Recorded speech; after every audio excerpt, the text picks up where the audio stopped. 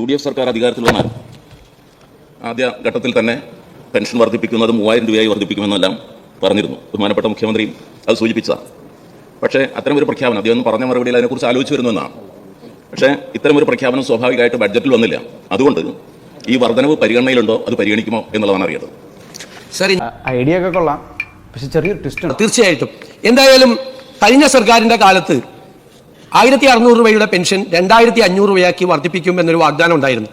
Sir, അത് ആദ്യത്തെ 4.25 വർഷക്കാലം 1600 രൂപയിൽ നിന്ന് 1 രൂപ കൂട്ടിയില്ല.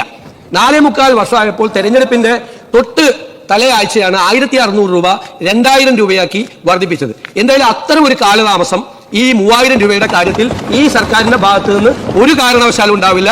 എത്രയും പെട്ടെന്ന് ജനങ്ങളോട് നൽകിയ വാഗ്ദാനം ഈ സർക്കാർ പാലിക്കുക തന്നെ. സാർ, സ്ത്രീ സുരക്ഷാ പെൻഷൻ വിതരണം ചെയ്യുന്നത് 2 മാസമായി മുടങ്ങിക്കിടക്കുകയാണ്. ഇത് തുടരുമോ?